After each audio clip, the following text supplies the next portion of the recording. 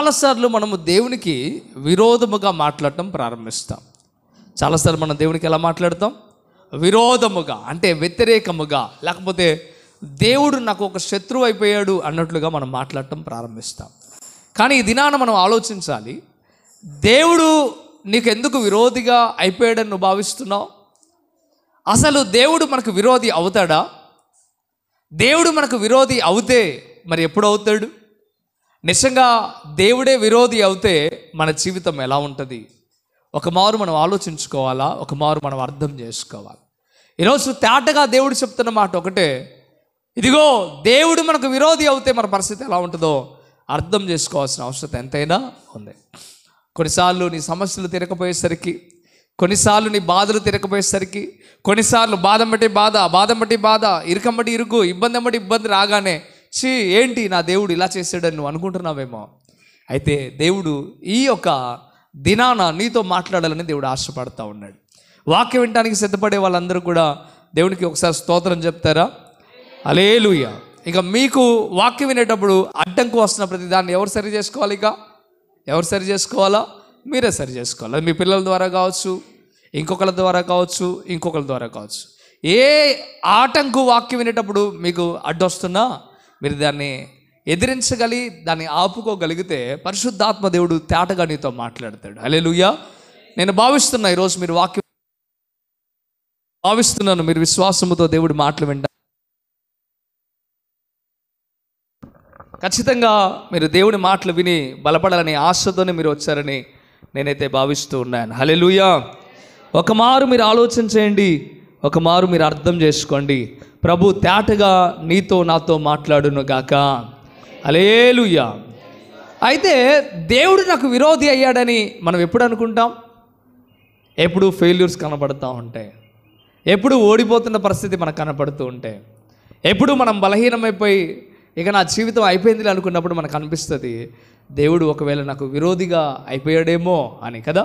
చూడండి, ఒక స్త్రీ కూడా ఇలాగే అనుకుంది. ఆ స్త్రీ అసలు ఎందుకు ఆ రీతిగా అయిపోయింది?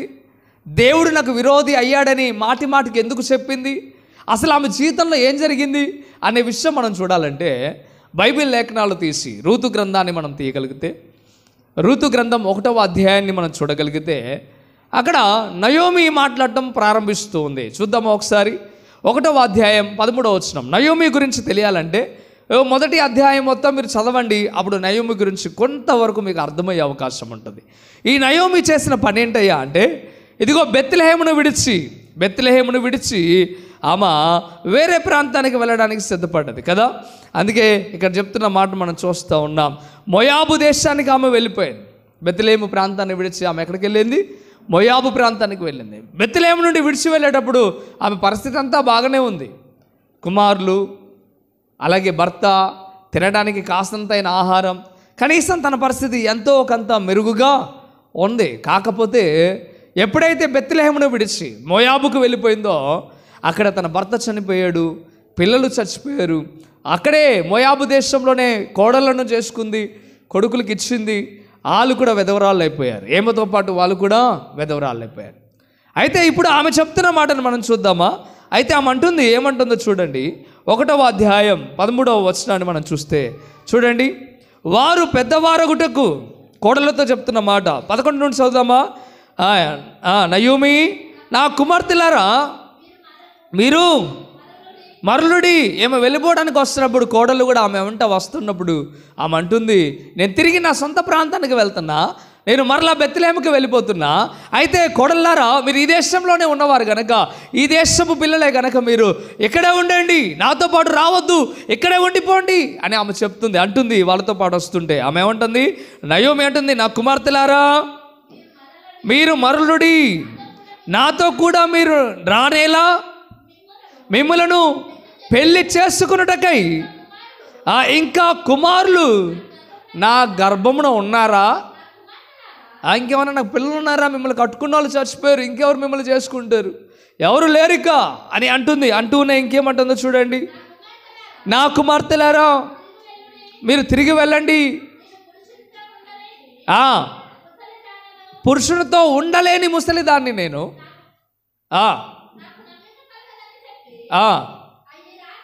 ఈ రాత్రి కుమారుని కన్నా వాడు పెద్దవాడు అవడానికి అప్పటి వరకు మీరు కనిపెట్టుకొని ఉంటారా? మీరు వారి వరకు కనిపెట్టుకొని, పురుషులు లేక ఒంటరి కత్తెల వలె ఉందిరా నా కుమార్తెలారా.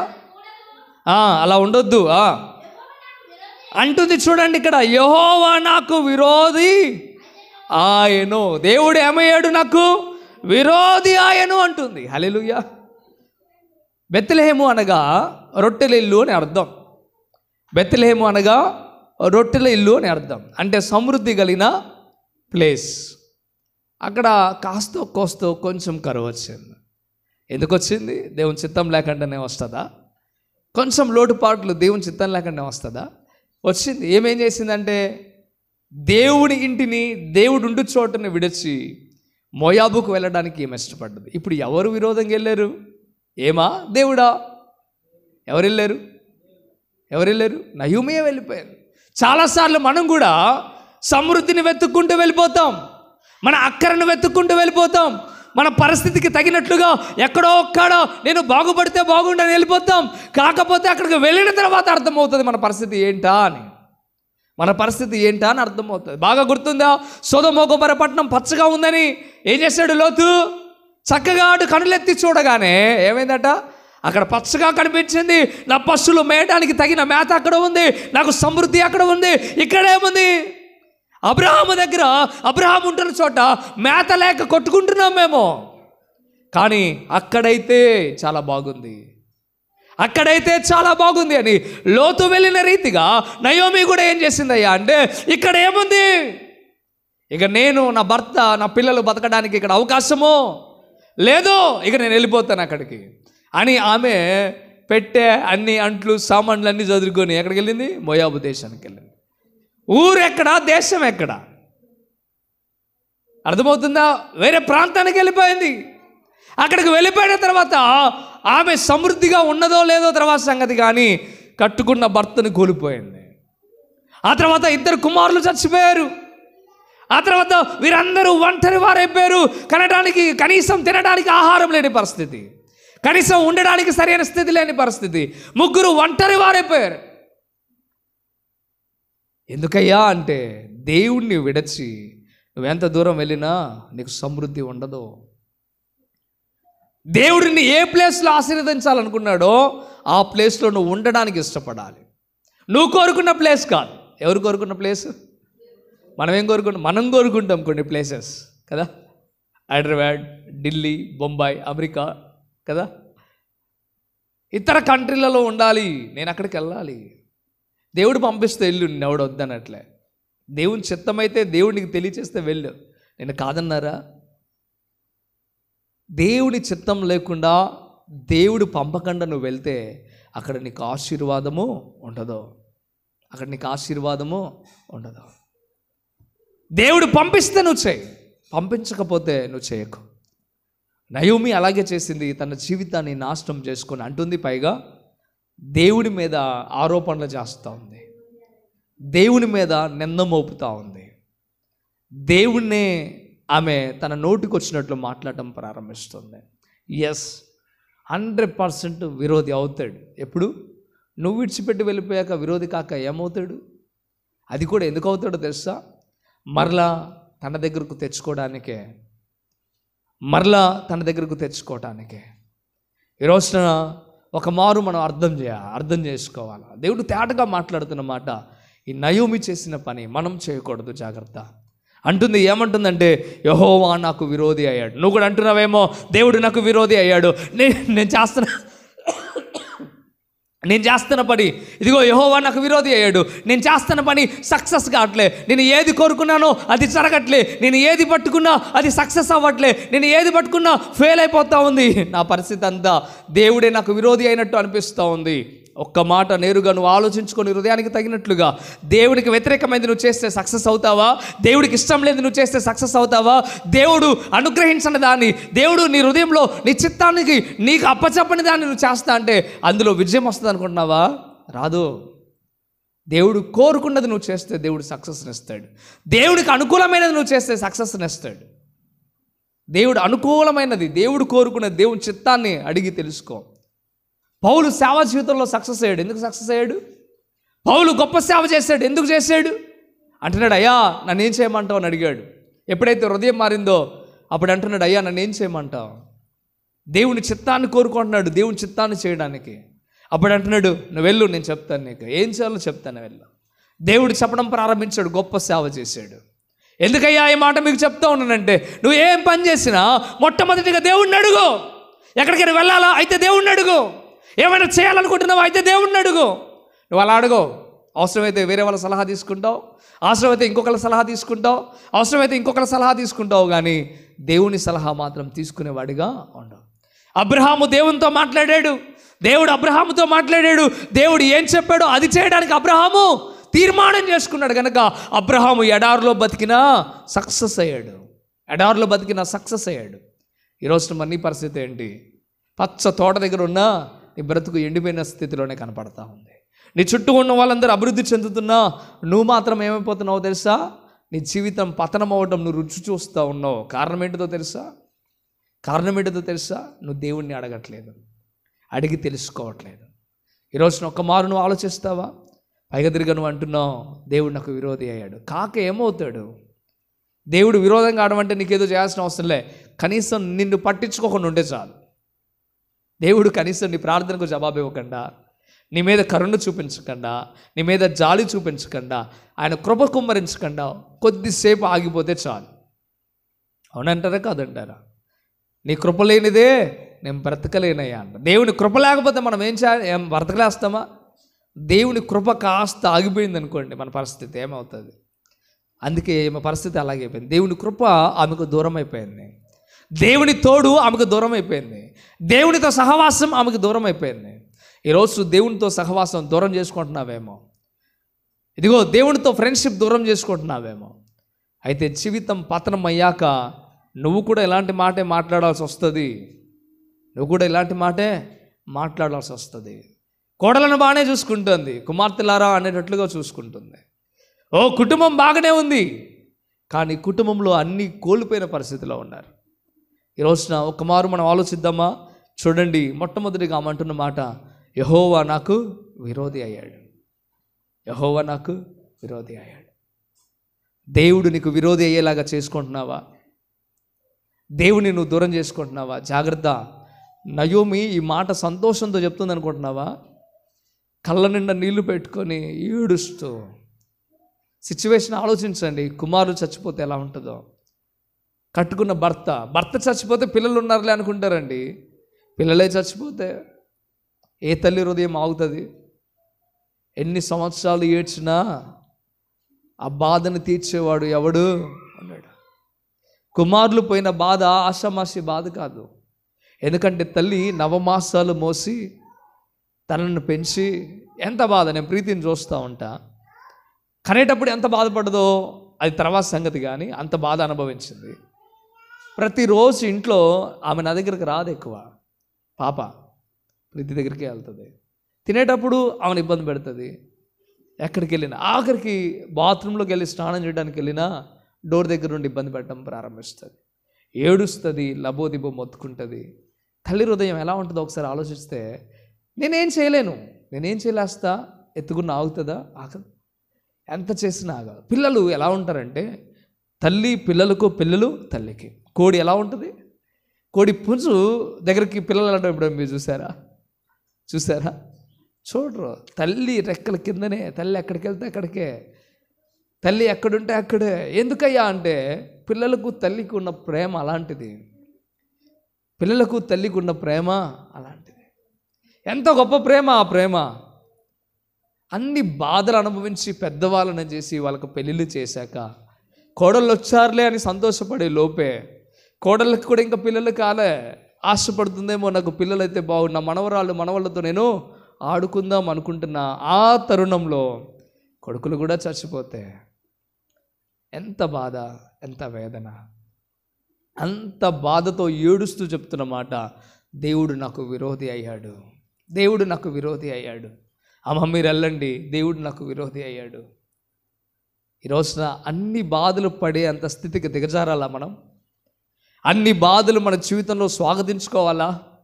అలా కాకుండా ప్రభువా నీ చిత్తం నా పట్ల నెరవేర్చు, నువ్వేం కోరుకుంటున్నావో అది నా పట్ల చేయి. కొంచెం బాధ వచ్చినా పర్వాలేదు, ఇబ్బంది వచ్చినా పర్వాలేదు, ఏమైనా పర్వాలేదు, నేను సర్దుబాటు అవుతా. నన్ను ఎక్కడ ఉండమంటావో చెప్పు, అక్కడ ఉంటా. నన్ను ఏం చేయమంటావో చెప్పు, నేను అది చేస్తా.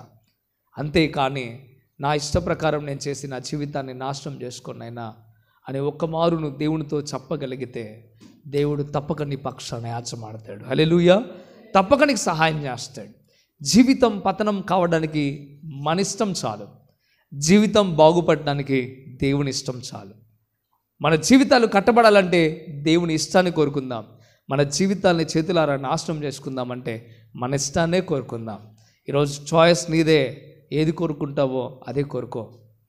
కాకపోతే అంటున్నాడు, నీ చేతిలోనే ఆశీర్వాదంలో జీవం నుంచి ఉన్నాను, నీ ముందే ఉంచా, ఏది కావాలో దాన్ని కోరుకో అన్నాడు. కానీ మానవుడు చేసే పని ఏంటంటే ఆశీర్వాదం కంటే జీవం కంటే ఎక్కువగా నాశనాన్ని కోరుకుంటున్నాడు. కనుక నాశనం అయ్యే పరిస్థితికి మనము దిగజారిపోతూ ఉన్నాం.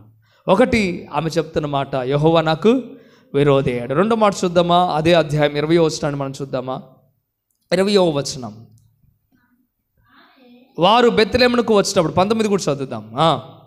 వారు బెత్లెహేమునకు వచ్చినప్పుడు ఆ ఊరు వారందరూ వారి యొద్దకు గుంపు కూడి వచ్చి, ఈమె నయోమి కదా అని అనుకొనుచుండగా ఆమె, సర్వశక్తుడు నాకు చాలా దుఃఖము కలుగజేశాను గనుక నన్ను నయోమి అనక మారానండి. అందరు వచ్చారు, ఏమో అన్ని చదువుకొని వచ్చేసరికి చాలా కాలం అయిపోయింది, ఆమె వెళ్ళిపోయాడు. అప్పుడున్న వయసు ఇప్పుడు ఉంటుందా? అందరూ గుంపుగా వచ్చి, ఈమె నయోమి కదా, ఆమెనా అని ఆమెతో అనకుండా వీళ్ళు ఏం చేస్తున్నారు? గుంపుకూడి, ఆమెనా, నిజంగా ఆమెనా, ఆమె తిరిగి వచ్చిందా అని వీళ్ళందరూ నయోమి కదా అని అనుకుంటుంటే ఏమో దుఃఖంతో ఉంటుంది, నన్ను నయోమి అనొద్దు. నయోమి అంటే మధురం అని అర్థం. నయోమి అంటే అర్థం ఏంటి? మధురం. తేనె ఎంత మధురంగా ఉంటుంది, జుట్టు తేనె ఇంకెంత మధురంగా ఉంటుంది, మధురమైనది కదా. మధురం, తీపికి మించింది మధురం. అర్థమవుతుందా? అంత మధురమైంది అని అర్థం నయోమి అంటే. అందరూ నయోమి మళ్ళీ తిరిగి వచ్చింది, మధురం మళ్ళీ తిరిగి వచ్చింది కదా, ఏమో నయోమేనా తిరిగి వచ్చిన ఆమె, నిజంగా మధురమేనా, నయోమియేనా అంటుంటే ఆమె అంటుంది వీళ్ళతో నేరుగా, నన్ను నయోమి అని అనొద్దు, నన్ను మారా అనండి. మారా అనగా చేదు, మీ దగ్గర నుండి వెళ్ళేటప్పుడు నయోమిగానే వెళ్ళా, మీ దగ్గర ఉన్నప్పుడు నేను నయోమిగానే ఉన్నా, ఇక్కడ నుండి వెళ్ళేటప్పుడు నయోమిగానే వెళ్ళా. కానీ నేను దేవునికి దూరమైన తర్వాత, ఇదిగో దేవుడిని విడిచిపెట్టిన తర్వాత, ఇదిగో ఈ బెత్లెహేమును విడిచిన తర్వాత నా జీవితం అంతా చేదుగా మారిపోయింది, నా జీవితం అంతా చేదైపోయింది. నా జీవితం అంటే నాకే ఇష్టం కావట్లే, నా జీవితం అంటే నాకే అసహ్యంగా ఉంది. అమ్మా నన్ను మాత్రం నయోమి అని పిలవద్దు, అమ్మా అయ్యా నన్ను మాత్రం మధురమని పిలవద్దు, నన్ను చేదు అని పిలవండి, నన్ను ఏమని పిలవాలా, మారా అని పిలవండి.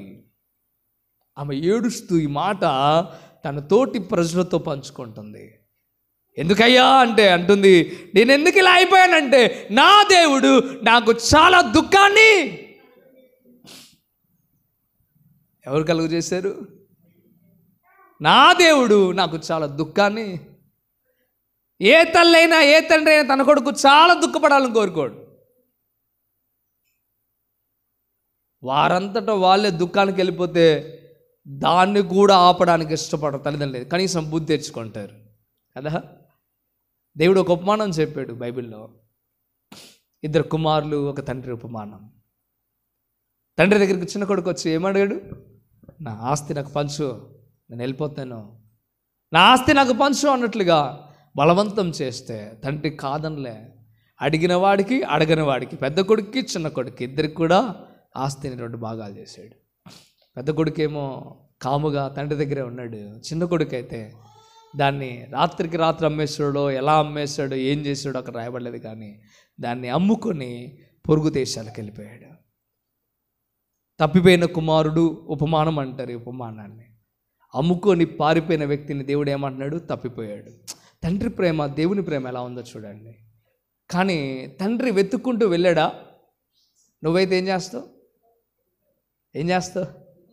100% వెళ్తావు. ఎందుకంటే నీ కొడుకు మాలా నాశ నీకు లేదు. ప్లీజ్ రాన్న ఇంటికి రారా, నువ్వు లేకపోతే నేను ఎంత బాధపడుతున్నావో తెలుసా, నువ్వు లేకపోతే నేను ఇంత బయటకు చూపించేస్తావు. కొన్నిసార్లు ప్రేమను బయటకు చూపించాలి, కొన్నిసార్లు లోపలే ఉంచుకోవాలి, కొన్నిసార్లు కఠినపరచుకోవాలి, కొన్నిసార్లు ప్రేమ వీడికి చచ్చిపోయిందా అన్నట్లు కూడా బ్రతకాల్సి వస్తుంది. భార్య దగ్గరైనా పిల్లల దగ్గరైనా ఇంటి యజమాని చేయాల్సిన పని ఇది. కొన్నిసార్లు లోపల ప్రేమ ఉంటుంది, దాన్ని చంపుకొని అయినా బయటికి కఠినం చూపించాల్సి వస్తుంది. అప్పుడు అనుకుంటారు వీళ్ళెంత క్రూరులుగా మాట్లాడుతున్నారే, మాట్లాడేది ఇల్లు అని అంట. అవును, అవసరమే ఆ సమయంలో, ఎందుకంటే నిన్ను చక్కబెట్టడానికి, నిన్ను సరి చేయడానికి. కానీ చాలామంది ఏం చేస్తారంటే ఎప్పుడు ఒకే రీతి అయిన ప్రేమ చూపిస్తారు. అప్పుడు ఏమైతే తెలుసా, నిన్ను లెక్క చేయడానికి కూడా అవకాశం ఉండదు. పోయినంత మాత్రాన బతిలాడుకొని తీసుకొస్తే ఈరోజు వస్తాడు, మళ్ళా రేపు కొంచెం కష్టగలిగాడు, మళ్ళా పొద్దుడపోడా మళ్ళా బతిలాడుతావు, మళ్ళీ వస్తాడు మళ్ళా. ఇక ఆఖరికి వాడు ఏమనుకుంటాడు తెలుసా, నేను పోయిన ప్రతిసారి మా నాన్న బతిలాడతాడు కనుక నేనేం చేయాలో తెలుసా, ఏమన్నంటే నేను పోతా అని బెదిరిస్తే మనం చేసిన ఏదో పని, నేను చేసిన పని చెప్తున్నా. మా నాన్నని మా అమ్మని బెదిరించా, అలాగే చాలాసార్లు బెదిరించా. ఎందుకంటే సావుకులుగా బయటకు చెప్పుకోలేక, లోపలికి మింగలేక, నరక వేతన పడ్రు నా ఇష్టాలు నెరవేర్చడానికి ఇష్టపడతారని అలా తెగించినవాడిని. అలవాటైపోయింది అట్లా. ఒకవేళ వదిలేసి ఉంటే తెలిసేది ఆకలి అంటే ఏందో, బాధ అంటే ఏందో, కష్టం అంటే ఏందో. ఇంట్లోకి రానియకుండా 10 రోజులు బయటకు ఎండబెడితే తెలిసేది తల్లిదండ్రుల విలువేంటో, అవన్నీ తెలిసేవి. అందుకే ఇక్కడ తండ్రి కుమారుని వెతకడానికి ఇష్టపడలే, వదిలేసాడు. కానీ ఎదురు చూడటం మానేడా? మానలే. రోజు వస్తున్నాడు, దారి వైపు చూస్తున్నాడు, రోజు చూస్తున్నాడు, నిమిషం చూస్తున్నాడు. ఎప్పుడు బయటకు వచ్చినా, ఎప్పుడు ఏ సమయంలో నేను నా కుమారుడు ఇకనైనా తిరిగి వస్తాడేమో. ప్రేమను చంపుకోవట్లే, కానీ అలాగే ఆయనలో ప్రేమ దాచుకొని చూస్తూ ఉన్నాడు. వీడికి బుద్ధి వచ్చింది. ఎప్పుడు వచ్చింది? తీసుకున్న వెళ్ళిన డబ్బంతా పోయింది, అన్నీ నాశనం చేశాడు, అన్నీ ఖరాబ్ చేశాడు. ఆఖరికి తినడానికి ఆహారం లేనంత భయంకరమైన పరిస్థితి, కరువు వచ్చింది. ఈ మేడం గారి పరిస్థితి కూడా అదే గారు, నయోమి గారి పరిస్థితి. ఆడ కరువు వచ్చింది. ఏం పోయిన కాడ ఏమైంది పరిస్థితికి, మళ్ళీ కరువు వచ్చింది. ఏమనుకుంది, ఇక్కడ నుండి పోయేటప్పుడే నా పరిస్థితి కరువు వచ్చిందేమో అనుకుంది, కానీ ఆడికి పోయిన తర్వాత అక్కడ కరువు వచ్చింది. నువ్వు ఎక్కడుంటే కరువు రావడానికి? నువ్వు దేవుని చిత్తానికి లోబడని ఎక్కడున్నా నీకు కరువే. నేను రోజుకండి 10,000 సంపాదిస్తా, రోజుకి 1,000 రూపాయలు సంపాదిస్తా, కానీ ఏమవుతుందో తెలియదు. ఏమవుతుందో ఏం తెలుసు, నేను 100 రూపాయలు బతుకుతున్నా రోజుకి. ఎందుకు? దేవుడి దగ్గర నీకు 10 రూపాయలైనా అది సమృద్ధి కడుపు నిండట్టు చేస్తాడు దేవుడు. ఏమాత్రం ఇబ్బంది కలగదు, సమృద్ధి కలుగుతాయి. నువ్వెంత సంపాదించు అప్పుల పాలవుతున్నావు, నువ్వెంత చేసినా ఎంతకన్నా దిక్కుమాలిన స్థితికి వెళ్ళిపోతున్నావు. ఎందుకు అంటే దేవుడు ఉన్న చోటికి, దేవుడికి లోబడిన స్థితికి దేవుడు లేని చోటికి వ్యత్యాసం ఉంటుంది.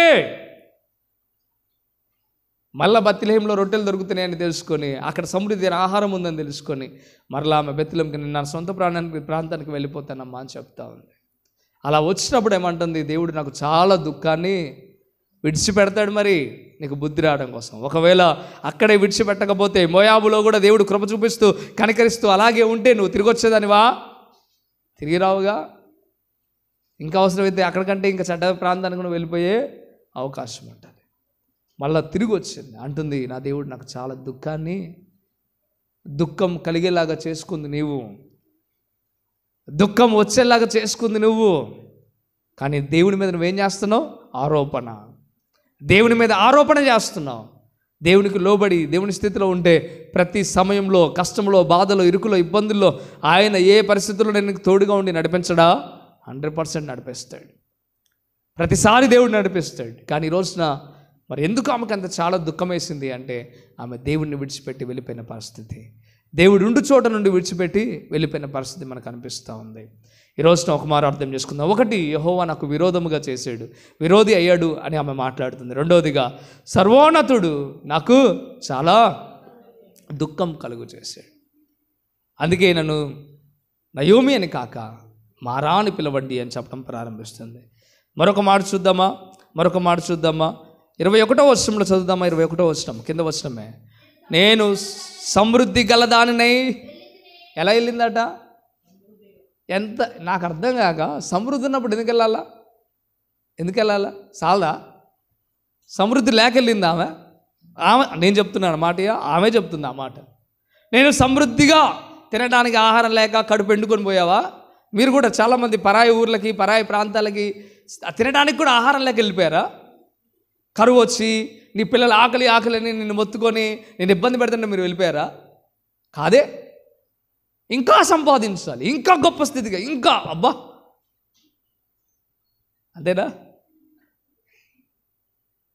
నేను సమృద్ధి గలదాన్ని వెళ్తుని, అక్కడ రాస్తా ఉన్నమాట చూద్దాం. నేను సమృద్ధి గలదాన్ని వెళ్తుని. ఏం చెప్పారట? రిక్తురాలిగా అన్నీ పోయిన దానిగా, అన్నీ విడిచిపెట్టిన దానిగా దేవుడు మళ్ళా తిరిగి రాజేసాడు. సమృద్ధిగా వెళ్ళింది. వెళ్ళేటప్పుడు లారీ సామాన్ వేసుకొని పోయిందేమో, వచ్చేటప్పుడు నేను ఒకతే నడుచుకుంటూ వచ్చింది కదా, ఒకతే నడుచుకుంటూ వచ్చి. ఏమైందయ్యా పరిస్థితి? ఏమైంది పరిస్థితి? అందుకే రాత్రికాల సమయంలో వాక్యం విన్నాం. ధనం పట్ల మనం ఎలా ఉండాలా? నమ్మకంగా ఉండాలి. ధనాన్ని దేవుని కంటే ఎక్కువగా ప్రేమించకూడదు. ధనం ఒకవైపు, దేవుని ఒకవైపు. అందుకే ఒక దాసుడు ఇద్దరు యజమానులకు పని చేయగలడా, నమ్మకంగా ఉండగలడా అంటే కష్టం. అందుకే అక్కడ చెప్తా ఉన్నాడు, అర్థం చేసుకోండి. లూకా సువార్తలో చెప్పడం ప్రారంభించాడు దేవుడు. అందుకే మీరు ధనం వైపు కోరిక కలిగి ఉండక, ధనాపేక్ష కలిగిన వారిగా ఉండక, మీరు నన్ను ప్రేమించు వారిగా ఉండండి అని దేవుడు చెప్పాడు. ధనాపేక్ష సమస్తమైన కీడులకు మూలం, కీడులకు మూలం. వెళ్ళారు, ఇంకా సంపాదించాలి, ఇంకా గొప్ప వాళ్ళం కావాలి, ఇంకా గొప్ప వాళ్ళం కావాలి. ఏమైంది? పరిస్థితి అంతా తలకిందులైపోయింది. జాగ్రత్త.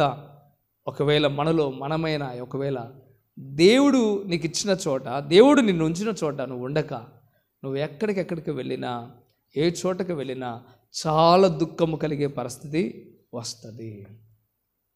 చాలా దుఃఖం కలిగే పరిస్థితి వస్తుంది. అప్పుడు నువ్వు ఏడుస్తూ ఈ మాట చెప్పాల్సి వస్తుంది. అర్థమవుతుందా? అందుకే చెప్తా ఉన్నమాట అక్కడ ఏమంటుంది చూడండి. ఇంకా అట్లు చూడండి 21. మీరు నన్ను నయోమి అని పిలవనేలా, యెహోవా నాకు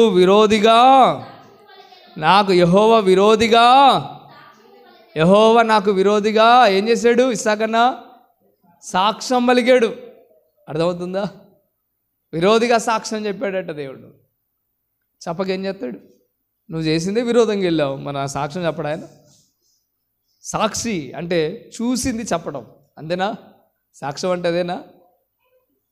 ఇద్దరు వెళ్ళారనుకో కొట్టుకొని స్టేషన్కి వెళ్ళారనుకో, చూసిన వాళ్ళు ఎవరైనా ఉన్నారా? సాక్షులు ఎవరైనా ఉన్నారా? ఇగో అయ్యా ఆమె ఉందయ్యా, మేమిద్దరం కొట్టుకోవడం కల్లారా చూసిన వాళ్ళు చెప్పడం సాక్ష్యం అంటే. ఈరోజున ఒక మారు మనం అర్థం చేసుకోవాలా, దేవుడే ఆమెకు విరోధముగా సాక్ష్యం ఇచ్చాడట. అవును, ఆమె చేసిందంతా దేవునికి విరోధముగానే ఉంది. అందుకే ఆమెకు అనుకూలంగా సాక్ష్యం చెప్పలే దేవుడు, అనుకూలంగా తీర్పు తీర్చలే. దేవుడు ఏ రీతిగా అయితే ఎలాగైతే తీర్చాలనుకున్నాడో అలాగే తీర్చాడు. హల్లెలూయా. ఈరోజున ఒక మారు ఆలోచించండి. నయోమి అంటుంది మూడోదిగా, ఏమంటుంది? యెహోవా నాకు విరోధముగా సాక్ష్యం ఇచ్చాను. 21లో ఆఖరిలోనే ఎక్కడ చెప్తా ఉన్నా చూడండి. ఇంకా సర్వోన్నతుడు, సర్వశక్తుడు నన్ను బాధపరచునని వారితో చెప్పాను. అట్లు నయోమి ఆమెతో కూడా మోయాబురాలైన ఆమె కోడలు రూతు అను ఆమె కోడలు మోయాబు దేశం నుండి తిరిగి వచ్చిరి. వారిద్దరూ యావల కోత ఆరంభములో బెత్లెహేముకు చేరిరి. కోతకాల సమయాల్లో వీళ్ళు ఏం చేశారు? బెత్లెహేము. ఎంత సమృద్ధి, పంట పండింది, చేతికి వచ్చే టైం కదా, సమృద్ధి అయిన టైం కదా.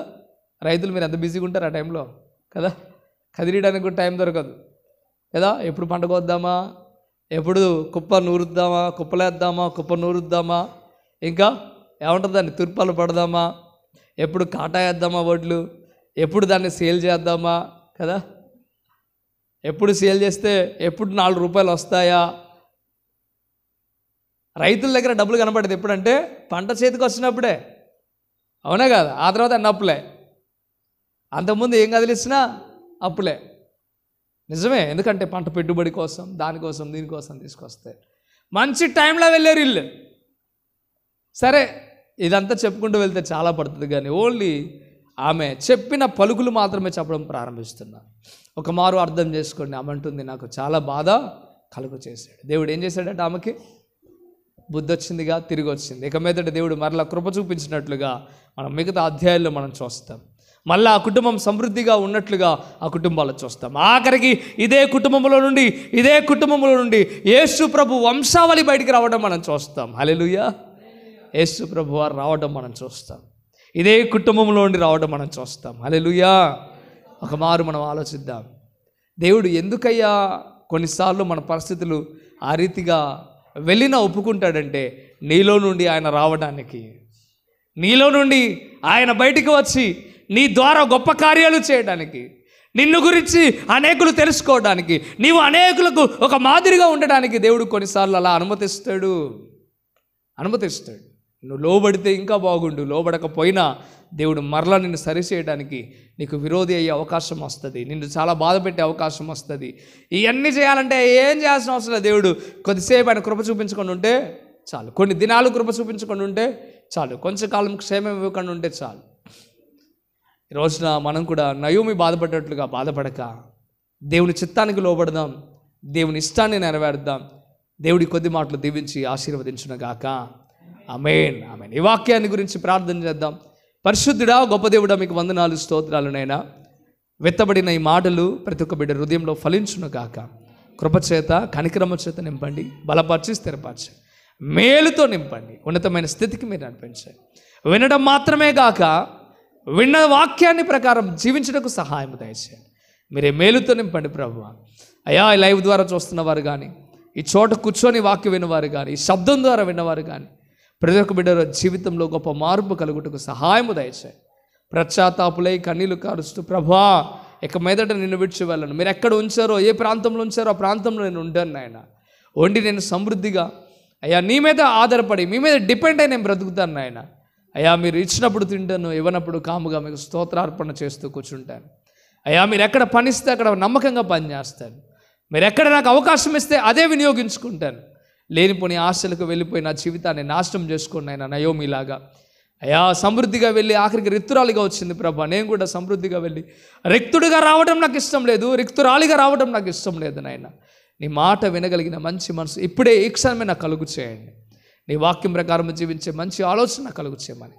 నయోమి అన్నట్లుగా నాకు విరోధి అని నేను మాటికి మిమ్మల్ని అనకుండా, నా దోషంలో నేను కనిపెట్టుకొని, నా పాపంలో నేను కనిపెట్టుకొని నన్ను నేను మార్చుకోవడానికి సహాయం దయచేయమని యేసయ్య నామంలో మిక్కిలి బతిమిలాడి వేడుకుంటున్నాము తండ్రి.